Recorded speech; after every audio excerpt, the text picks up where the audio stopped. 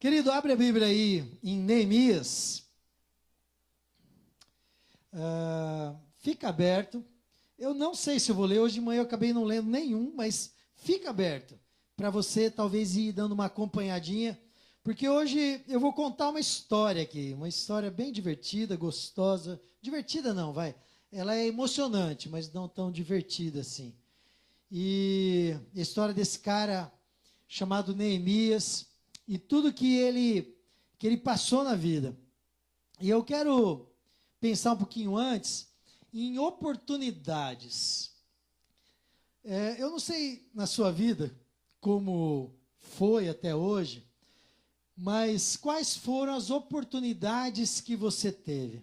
O Reinaldo comentou aqui, falou aqui da oportunidade que ele teve, e foi legal o jeito que ele falou, porque ele agarrou com unhas e dentes essa oportunidade que Deus deu para ele. No dia que ele veio aqui, eu lembro daquele dia, quando ele levantou a mão e falou, eu quero esse Jesus. Eu lembro que a gente saiu, a gente foi conversar ali atrás.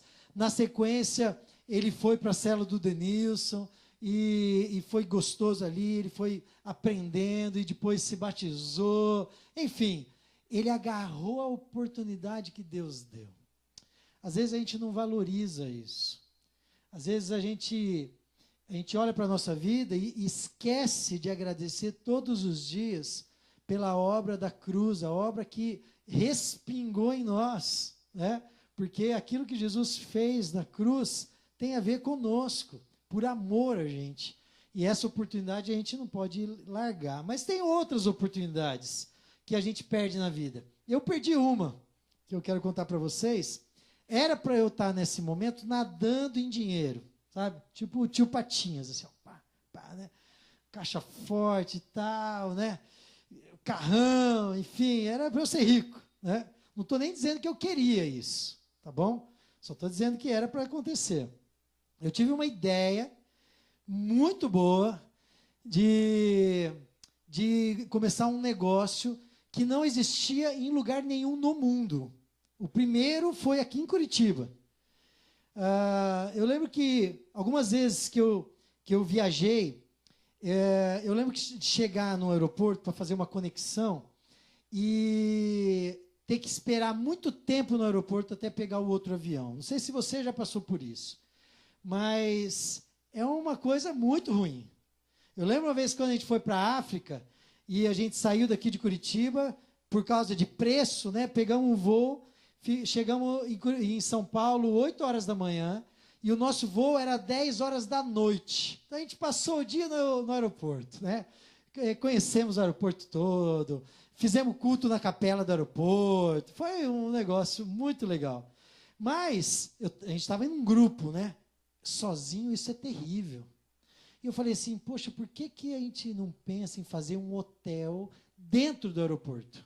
Porque tem hotéis em volta do aeroporto. Isso no mundo inteiro. Mas dentro do aeroporto eu nunca tinha visto. E um hotel que cobrasse por hora.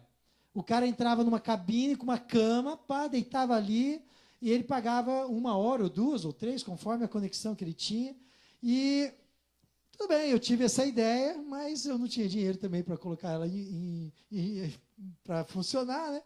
E um amigo meu, amigão meu, o Walter de Castro, ele teve a mesma ideia. Eu não sei se ele ouviu eu contando para alguém. Pode ser, né? E aí, se isso acontecer, eu tenho direito, né? Direitos lá como fala? Direitos autorais, né? Mas a verdade é que ele abriu esse negócio aqui, começou a ir muito bem aqui, e aí uma rede de hotéis gostou da ideia, abriu junto com ele, em sociedade com ele, em São Paulo, em Guarulhos. Também vai muito bem lá, chama Fast Sleep em São Paulo, e aqui agora mudou o nome. Mas ele está com muito dinheiro, e eu fiquei a ver navios, né? Puxa, que pena, né? Poderia dar emprego para todo mundo, já sabe que legal, né? E se você fosse viajar, você ia ficar de graça lá, não sei, mas talvez, né? Ai, ai. Eu não sei, claro, isso é só uma história, né? É verdade, é verdade. Mas não tenho nenhuma pretensão de ficar rico, fiquem tranquilos com isso. Mas a verdade é que as oportunidades, elas passam por nós. E talvez você já teve uma oportunidade. Eu sei de alguns aqui que já tiveram oportunidade e deixaram passar. E a gente precisa estar ligado, porque quando elas aparecem, às vezes é uma vez na vida toda.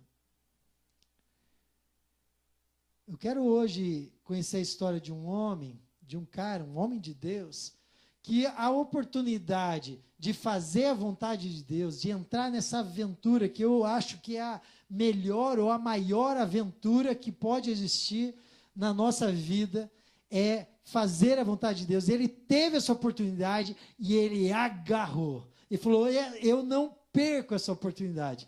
Não teve ninguém que falou, vem cá, faz isso. Não, mas ele, quando ela passou na frente dele, ele falou, eu quero isso para mim.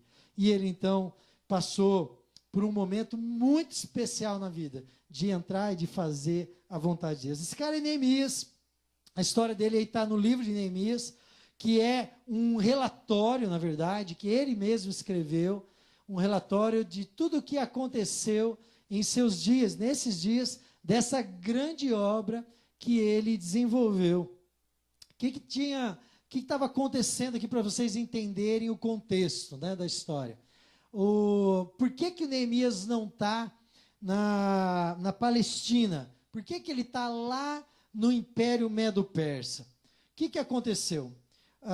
Provavelmente os avós dele foram levados cativos para esse lugar, na época que a Babilônia era o grande império que estava conquistando tudo, e houve então o cativeiro babilônico.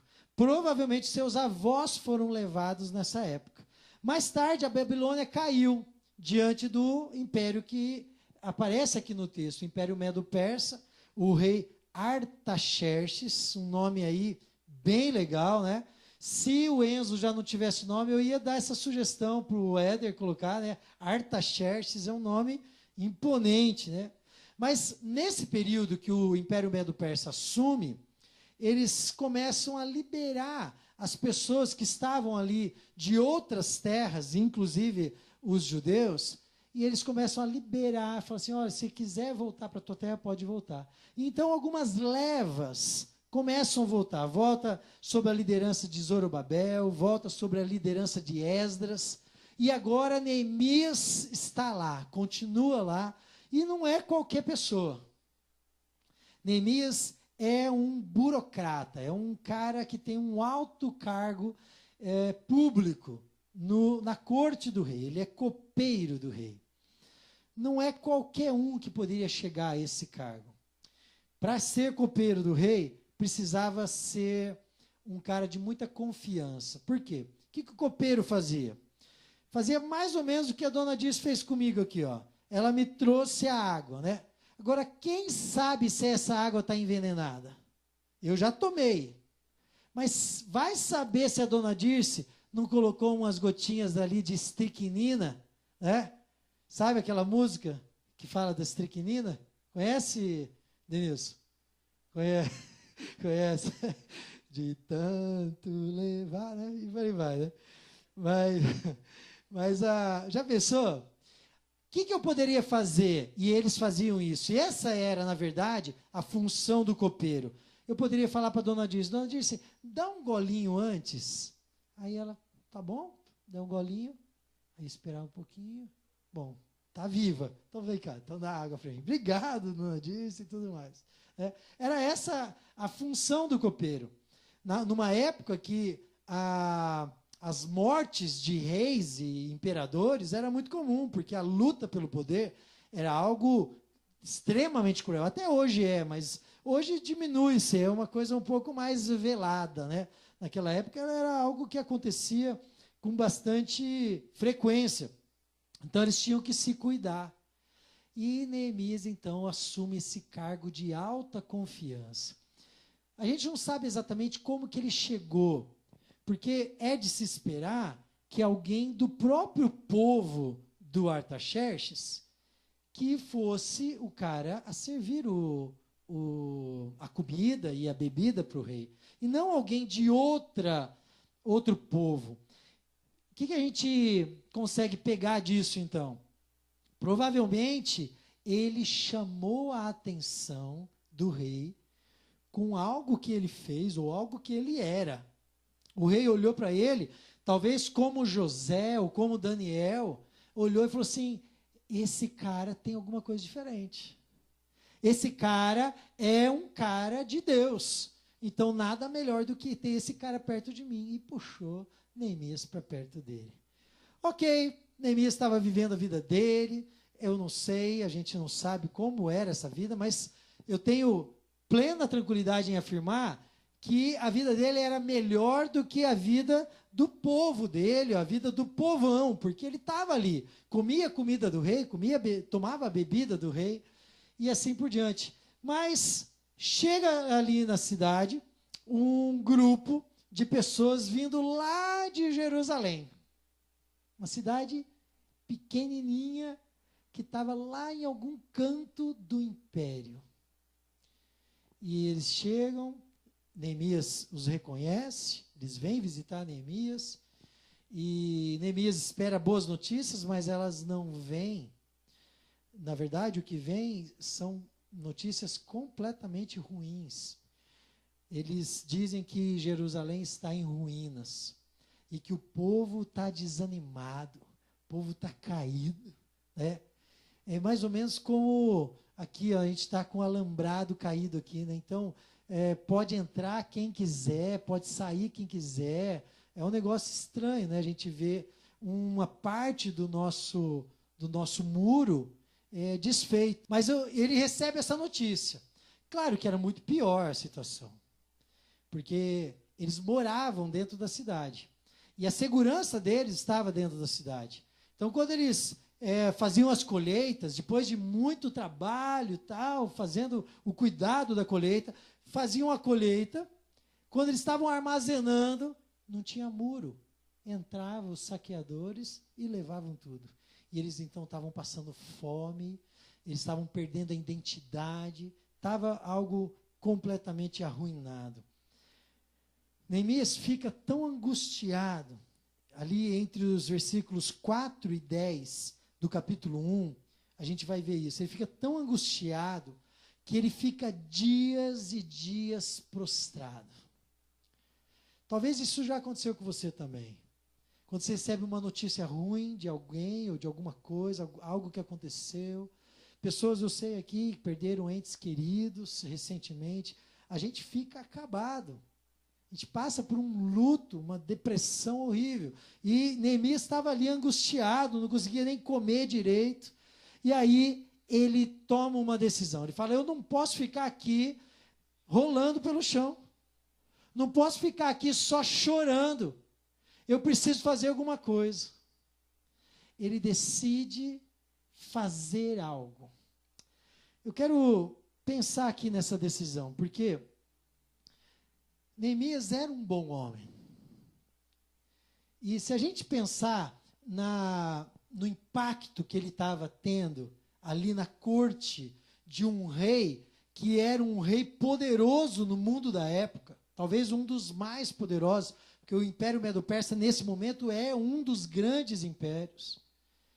E ele estava ali, do lado do rei, é como se você fosse um cara de confiança do Michel Temer, e pudesse, talvez, ter a chance de falar alguma coisa de vez em quando para ele. É um cargo de impacto. E eu oro por isso todos os dias, que Deus levante pessoas, dos juízes, que sejam homens e mulheres de Deus, né? Juízes, procuradores, vereadores, políticos, senadores, deputados. Por quê? Porque a gente precisa de homens que são verdadeiramente de Deus nesse meio para influenciar. E Neemias estava fazendo isso. E eu acredito que ele honrava a Deus mais do que qualquer outro homem ao redor dele. Agora pensa você, onde você trabalha, onde você mora, ou onde você estuda. Dá uma olhada em volta. Pensa aí nas pessoas que estão ao seu redor. Não dá uma tentação de você pensar assim, olha, estou bem. Se eu for comparar com as pessoas que estão ao meu redor, eu estou bem, porque um traiu a esposa semana passada, o outro caiu, foi descoberto, estava roubando a empresa, o outro ali tem 3, 4 namoradas junto, e por aí vai. E de repente você olha e fala assim, eu sou, né? Tipo algumas propagandas que aparece aquela iluminação, assim, né? Eu sou demais. Neemias poderia pensar nisso e poderia falar assim, eu estou bem no lugar que eu estou. Estou confortável, não vou fazer nada. Esse negócio de arrumar alambrado, trabalho até todo dia, até 6, 7 horas da noite, vou sair do meu trabalho e vir para cá. Era o que o Neemias estava pensando. Vou sair aqui da minha cidade, que é a capital, para ir lá na Jerusalém, aquela cidadezinha, Mequetrefe.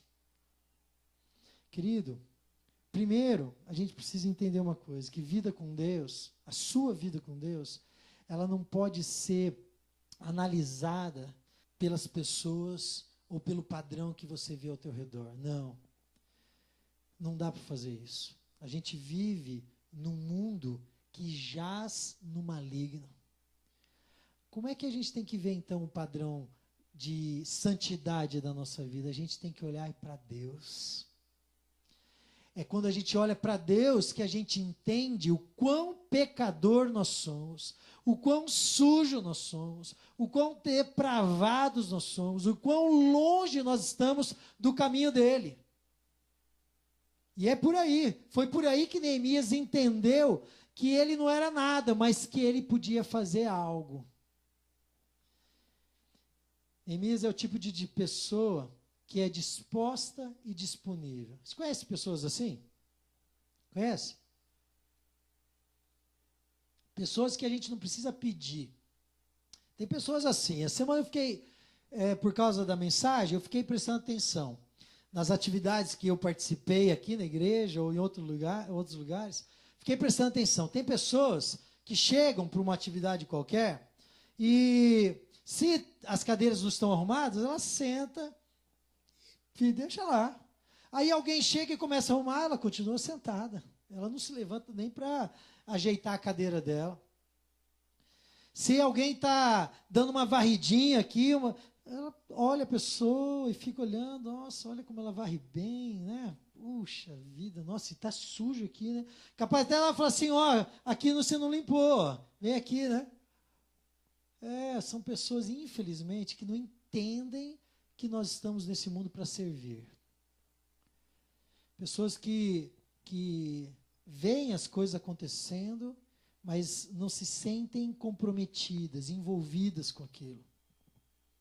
Vou falar de novo do alambrado. Pessoas que veem o alambrado sendo esticado e tem nada a ver com isso.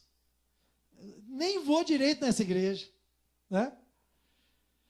Queridos, é tão bom quando a gente vê pessoas, encontra, convive com pessoas ao nosso redor que são dispostas e disponíveis, como Neemias.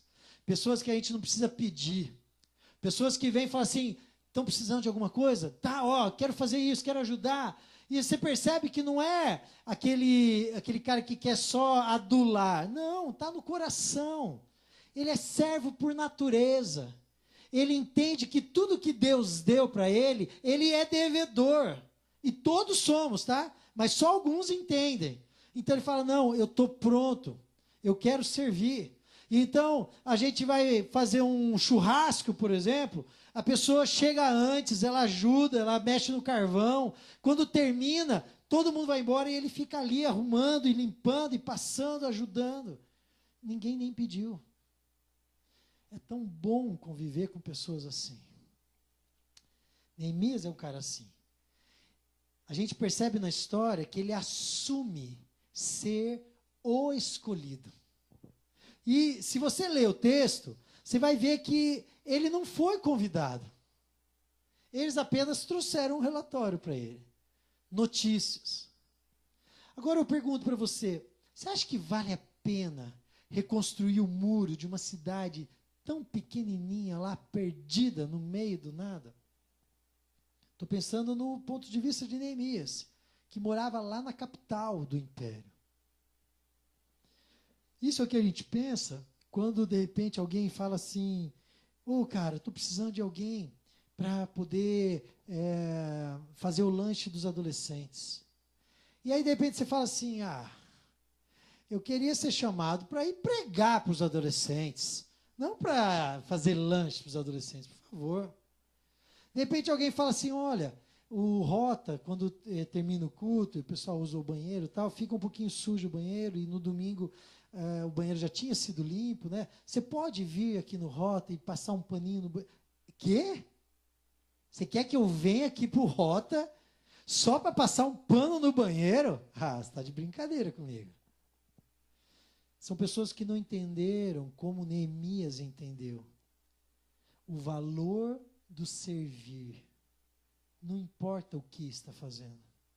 Por isso que eu digo sim, que vale a pena reconstruir o muro de uma cidade tão pequenininha. Porque Neemias entendeu que a vontade de Deus, a linha da história que Deus está escrevendo, não passava pela capital do império naquele momento, mas passava por Jerusalém.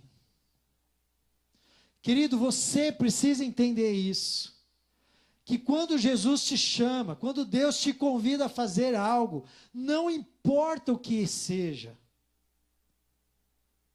Se você sentiu a necessidade, como eu disse aqui, Neemias não teve uma experiência mística como Paulo teve, como Moisés teve. Não teve uma experiência concreta como Pedro teve, que Jesus chegou e falou assim: Pedro, me segue. Não, ele não teve nada disso. Ele apenas percebeu a necessidade. Quantas vezes você já percebeu alguma necessidade e virou o rosto? Eu estou falando só aqui na igreja. Estou falando lá no seu trabalho. Estou falando de pessoas carentes perto de você. E eu estou falando isso para mim também, porque eu também já virei a cara. Mas a gente esquece que quando a gente percebeu isso, Deus está nesse processo. E aí, a gente entende a vontade dele. E a vontade dele passa, a história, a linha que ele está escrevendo, passa por onde ele quiser. E onde for, é o lugar que você tem que estar. Seja limpando o banheiro do Rota, ou fazendo o lanche do Gar, ou arrumando as cadeiras para o culto, seja o que for, ou esticando o alambrado. Não importa. Importa que há coisas que a obra de Deus está acontecendo e eu quero me ligar nisso. Eu quero fazer parte disso. Neemias entende essa verdade e ele então faz daquela tarefa que era grande para Jerusalém, mas pequena no contexto do reino, do império, mas ele faz daquela obra a obra da vida dele. Isso é tão bonito também. E eu vejo isso aqui na igreja, pessoas que entenderam que algo que ela está fazendo é a obra da vida dela. Eu ouvi essa semana pessoas falando isso. Falando assim: olha, pastor, eu entendi que isso é a minha missão. Então eu quero servir. E eu vou fazer isso da melhor maneira que eu conseguir. Eu quero que a gente aprenda a primeira verdade. Qual é? Deus quer te usar. É a primeira coisa. Deus quer usar a tua vida. E quer usar a tua vida aonde você está. Do jeito que você está. Você trabalha em algum lugar. Você estuda. Você mora. Você vive. Você caminha.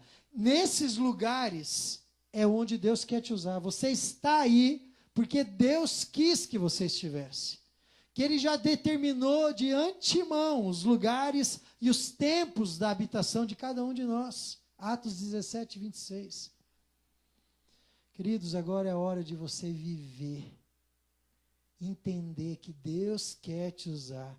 Agora, como que é o negócio então? Você quer que eu largue o meu trabalho? Não. Eu só quero que você entenda que ter um trabalho do jeito que você tem é muito bom. Ok. Talvez você tenha suas necessidades, seus problemas lá, mas você está lá, está ganhando seu dinheirinho. Tudo isso é muito bom. Agora, só o bom trabalho é tão pobre, é algo tão pequeno. Talvez você fale assim, puxa, eu frequento essa igreja, eu gosto da minha igreja. Agora, só frequentar uma igreja, dizer eu sou parte dessa igreja, é tão pequeno. Deus quer significar essas coisas na tua vida. Deus quer fazer que essas coisas tenham um valor. E sabe o que Ele faz então? Ele começa a despejar coisas que vão impactar a tua vida.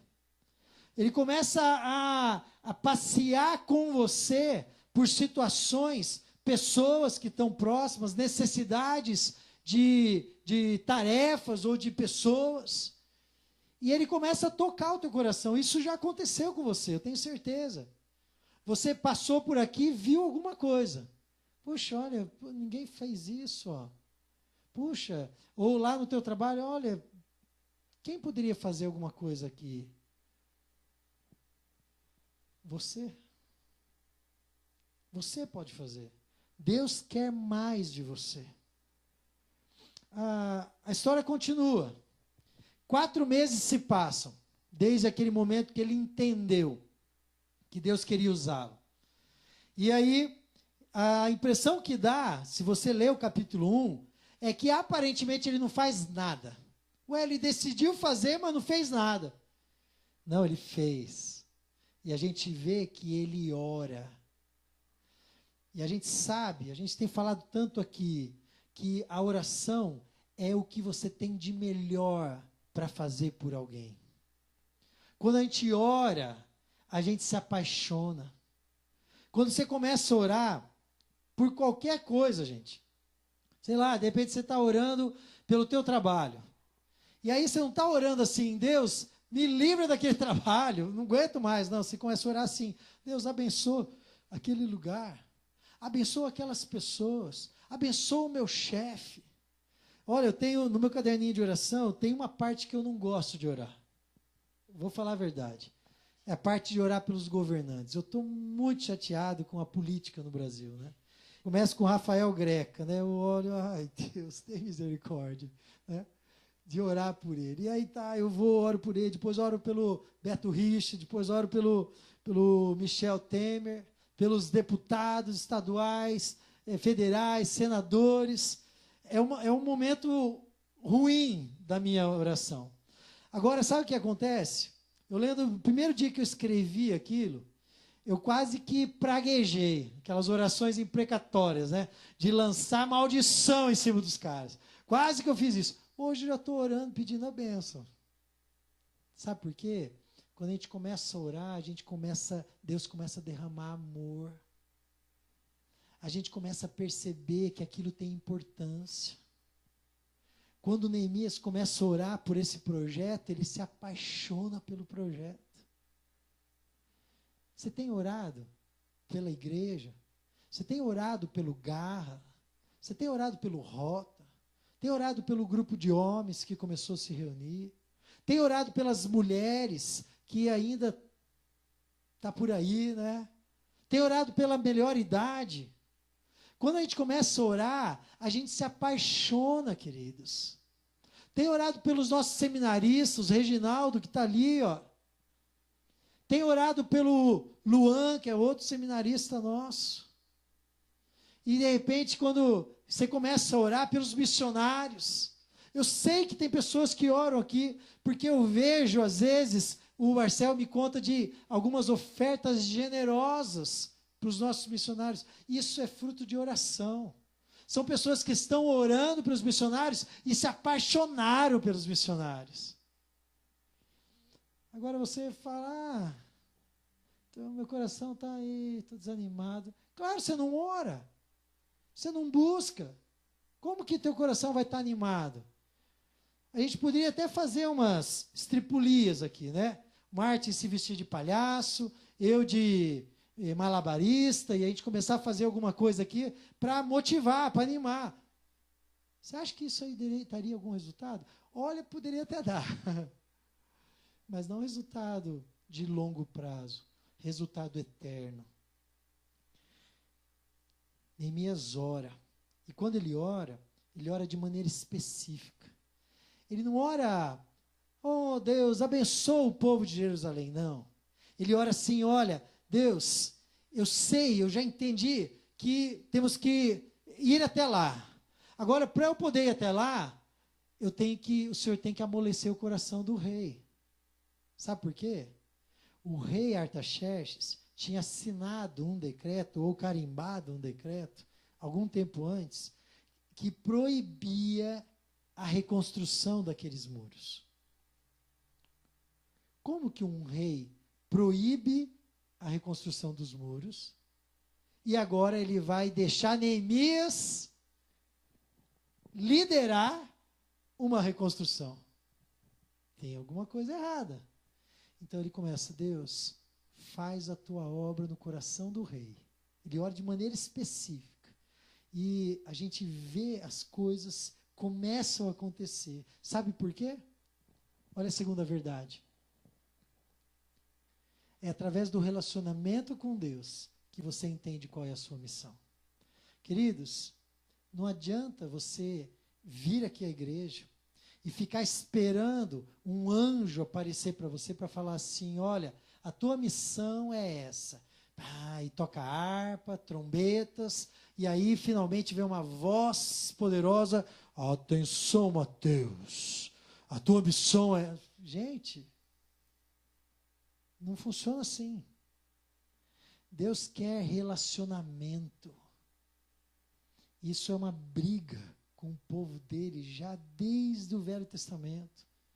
Quando ele fala assim, olha, eu quero misericórdia e não holocausto.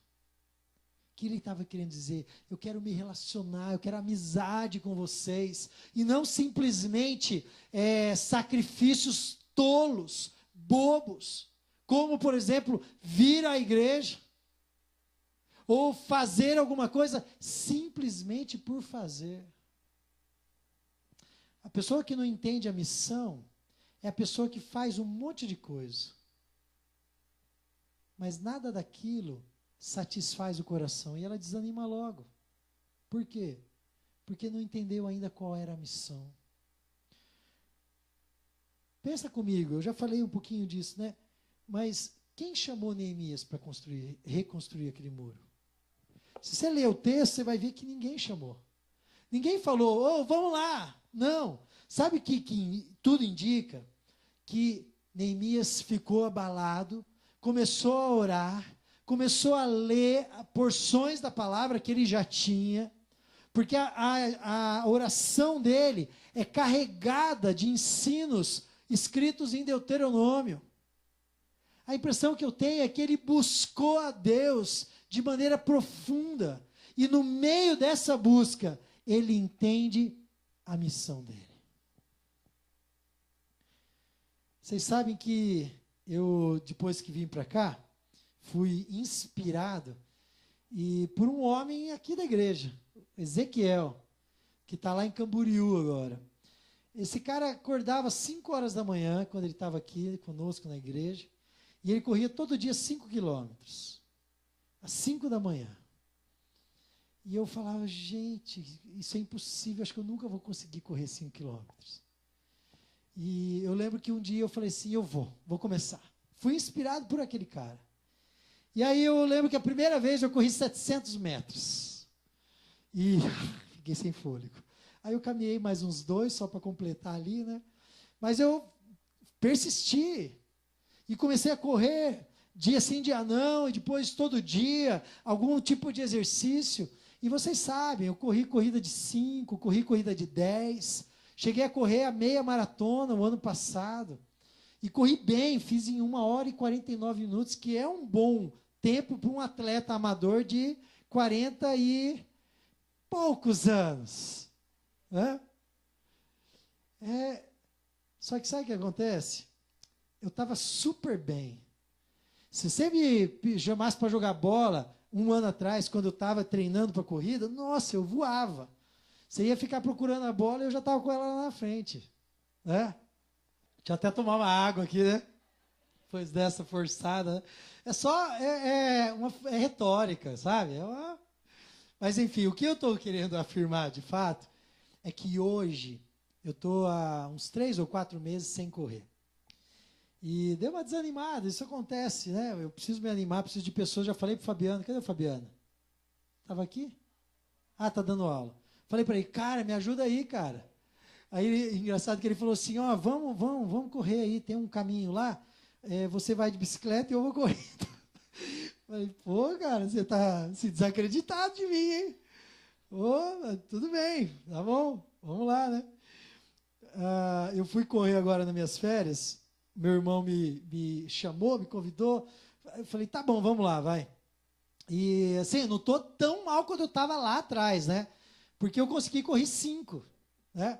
Com 5 quilômetros eu cansei. Falei, cara, não dá mais. Ele, não, vamos lá, vamos correr 10, vamos correr 10. Não dá. Aí eu fui tentar correr mais um pouquinho e acabei machucando meu pé. Nem consegui mais correr. Queria ter corrido nas férias, mas nem consegui. Ai, foi tão bom descansar, né? Tinha uma desculpa, né? Estava com meu pé machucado. Mas sabe por que machucou o pé? Porque eu já não estava tão acostumado. O que eu quero dizer com isso? A oração é muito parecida com os exercícios. Não adianta eu falar aqui, trazer uma medalha da maratona, da meia maratona que eu corri, né? Olha aqui, eu sou atleta. Você olha para a minha barriga e fala assim, né? Como assim, ó? Acabou de passar um cara correndo ali na frente. Como assim? Não, por quê? Porque aquilo lá é de 1 ano atrás. Sabe o que eu estou querendo dizer para você? Se você tinha uma vida de oração 1 ano atrás, talvez hoje você está completamente perdido. Não está entendendo nada da vontade de Deus.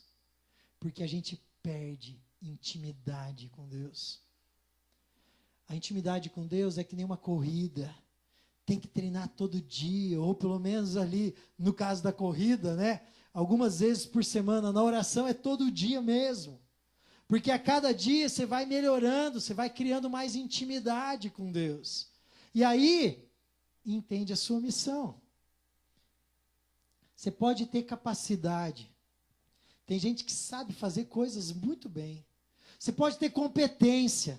Mas eu quero dizer uma coisa, presta atenção aqui, ó.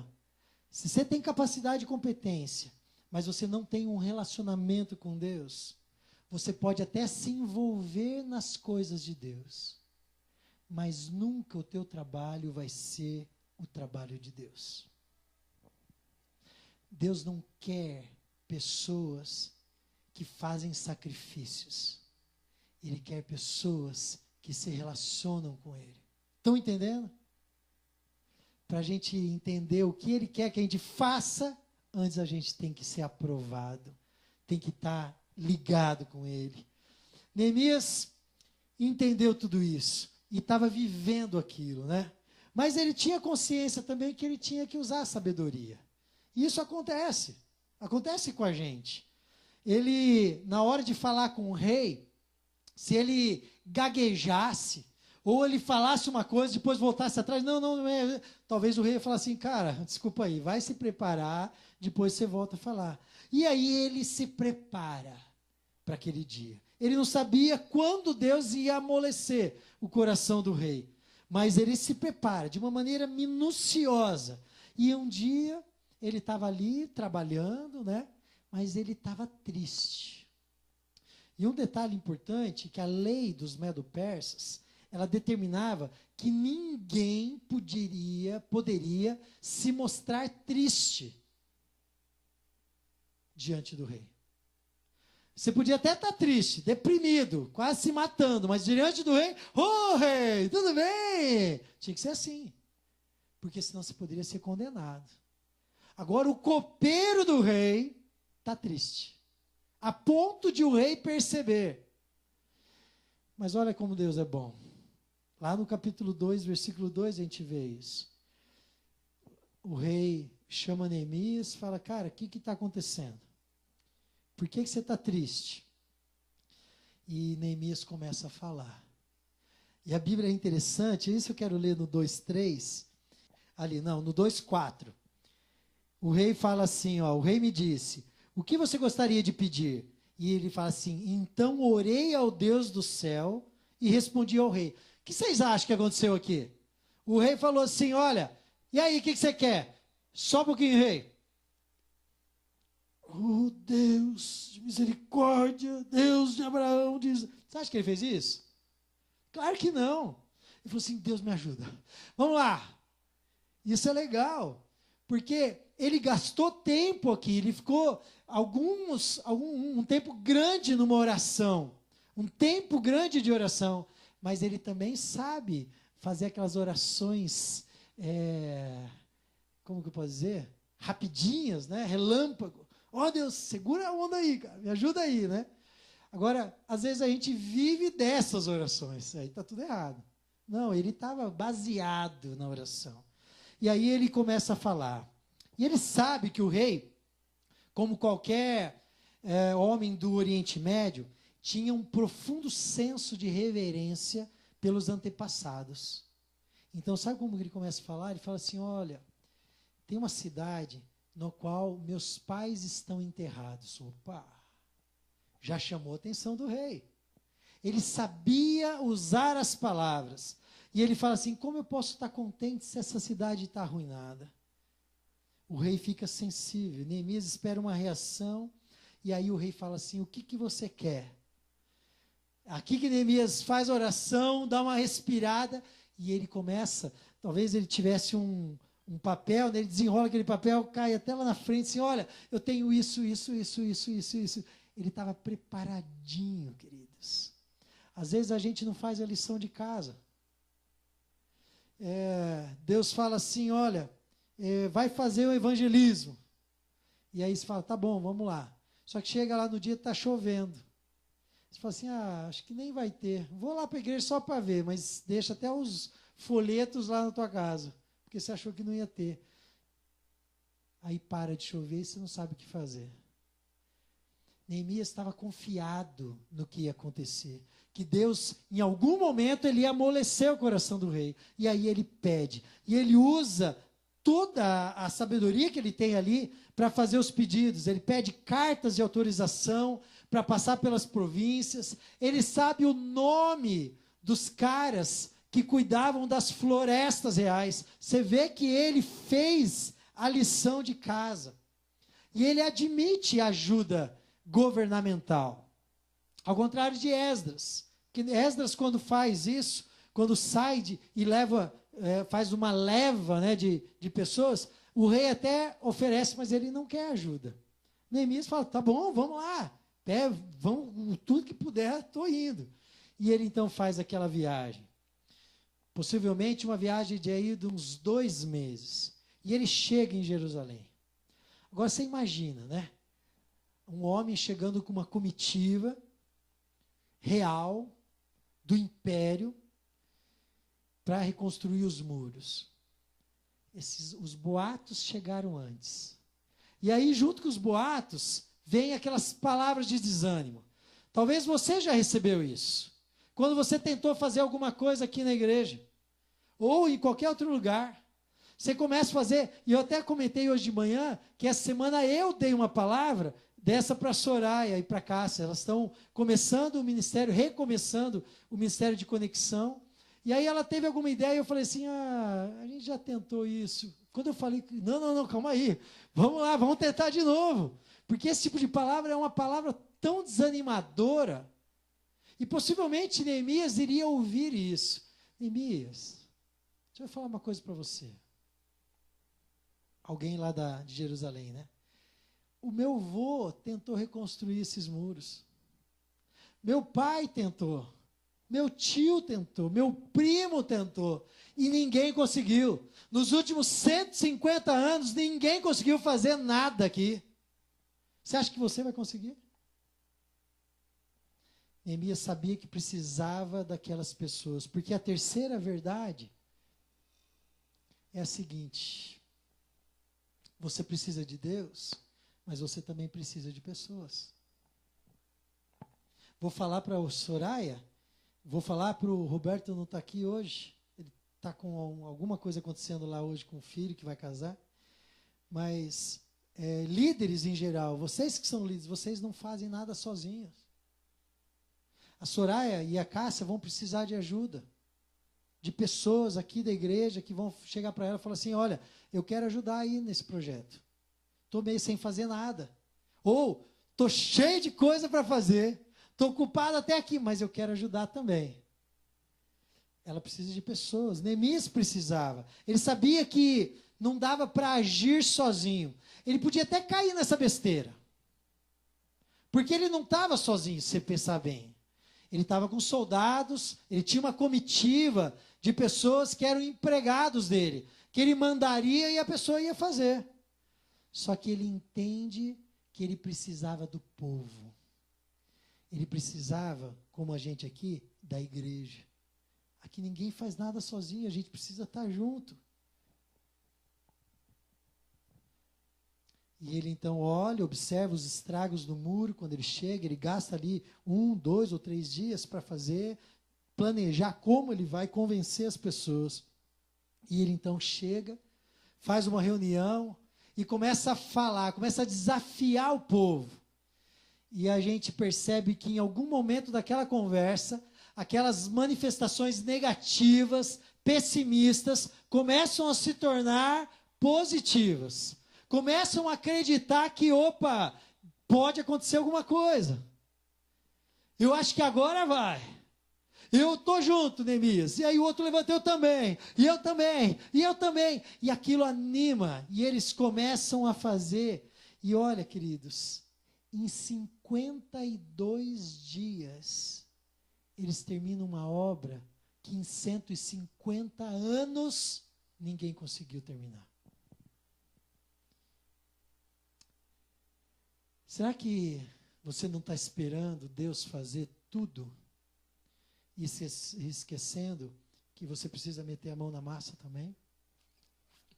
Ou será que é o contrário? Será que você está tentando fazer tudo sozinho e se esquecendo que Deus pode te ajudar e pessoas podem te ajudar na missão que você tem?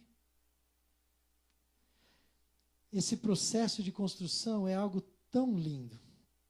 Eu queria ler uma parte do capítulo 3, porque o capítulo 3 é o exemplo de uma igreja ideal. Como deveria acontecer. Eu vou ler o capítulo 3, mas vou ler na tradução de hoje, que eu vou inventar agora, que tive essa ideia agora. Olha aqui, ó. Está escrito assim: o sumo sacerdote Ricardo e seus colegas sacerdotes, os líderes de cela, começaram o trabalho e reconstruíram uma parte do alambrado. Eles consagraram e colocaram os arames no lugar. Os homens da igreja, a família do Zacarias, construiu o trecho seguinte. O arremate no muro foi feito pelo Cláudio e a sua esposa Fábia. Já pensou? Tem a Fábia lá trabalhando. Queridos, o capítulo 3, se você ler, é lindo.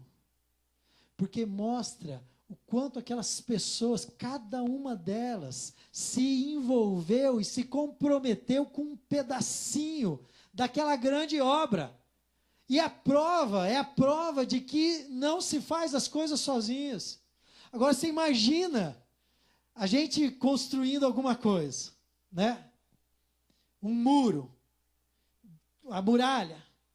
E quando terminou a muralha, algum dia alguém estava passando e, sei lá, ele vê um cara pichando lá o muro, né? Aí o cara fala, ei, para! Essa parte aí fui eu que construí, você está pichando bem na minha parte. Não, de jeito nenhum, vai fazer isso não. Vai limpar agora. Sabe por quê? Ele se sente dono daquilo também. Ele se sente parte daquilo. Eu fiquei pensando hoje de manhã no nosso memorial. A gente está construindo um memorial. Está meio parado aí, 1 mês já que ninguém vem aqui orar por isso.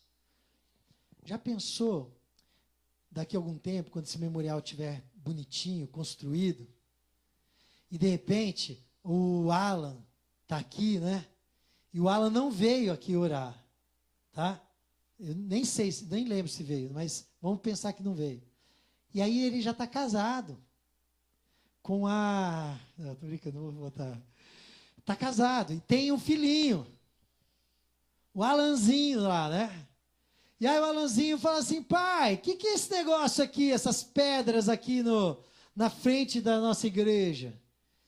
E o Alan fala assim, filho, eu não lembro bem, mas pelo que eu lembro, foi um compromisso que a igreja fez de orar mais. Então esse memorial é para a gente lembrar de orar, né? Mas como que foi feito, pai? Cada família ia lá na frente, pegava uma pedra e ia colocando no memorial. É mesmo, pai? E qual que é a sua? Então, o papai não fez. Mas por que, papai? Ou pode acontecer o contrário. Não, olha aqui a minha pedra, aqui. Então você fez, papai? Fiz. E por que você não ora, papai? Se você fez esse compromisso, né? Ou pode acontecer da melhor maneira, né? Filho, olha aqui, ó. Aqui essa pedra aqui foi a gente que colocou. Fui eu e a sua avó que colocamos. E a gente continua orando até hoje, firmes. E às vezes a gente dá uma desanimada, tal. Às vezes acontece, como acontece aqui hoje, a gente vê esse memorial e ele nos ajuda a manter esse compromisso. Queridos, quando a gente participa da obra, aquela obra é nossa também. A gente se apropria daquilo, a gente luta por ela, a gente quer ver a coisa acontecer. Sabe por que às vezes acontece aqui, como por exemplo aconteceu, algumas semanas atrás veio o Grupo M aqui, e a gente teve, no domingo, tudo bem, choveu e tal, mas a gente teve 5 ou 6 visitantes naquele dia, não crentes. Sabe por que alguns aqui não se comprometem com isso? Falam assim, puxa, outros vão trazer, porque não participaram do planejamento, não oraram pelo Grupo M, não entraram no entendimento da visão que a igreja tem, e aí não se sente parte da coisa. Está na hora de se sentir parte disso. Está na hora de escrever o teu nome no muro, sabe? Está na hora de a gente ter um livro. Nós não vamos ter esse livro, mas se tivesse, o teu nome estaria lá. Olha, a Vila Sandra, a Igreja Batista Vila Sandra, ela está de pé hoje e está acontecendo tanta coisa, tantas pessoas sendo atingidas, porque o Willy participou aqui, ó, fez isso, fez aquilo, fez isso, fez aquilo. O teu nome vai estar ali. Queridos, será que você está aguardando o quê para começar a fazer diferença? Queria que você fechasse seus olhos, abaixasse sua cabeça nesse momento.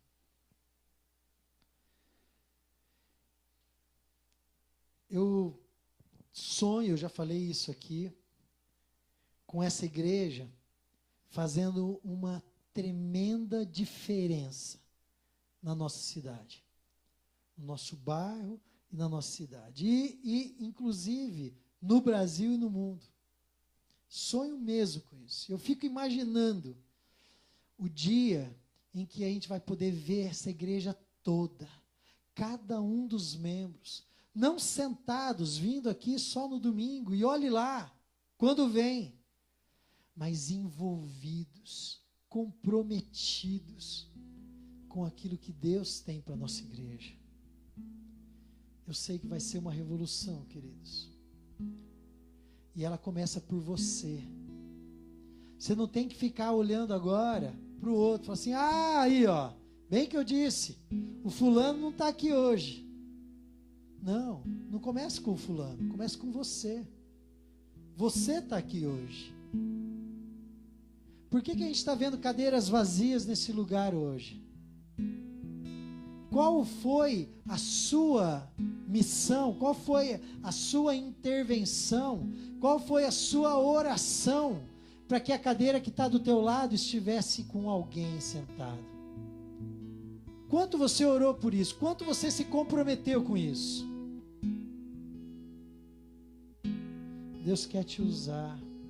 Ele quer te aprovar antes. Você precisa de relacionamento com Ele, é verdade. Mas Ele quer te usar. E Ele não quer te usar sozinho. Talvez Ele queira sim que você lidere, mas que você inspire outras pessoas. E não desanime outras pessoas. A tua palavra, você precisa ser profeta das boas novas e não profeta do caos. A tua palavra, a tua vivência tem desanimado pessoas ou tem inspirado pessoas? Você precisa fazer parte desse projeto que Deus tem para a nossa igreja. Deixa Deus usar a tua vida.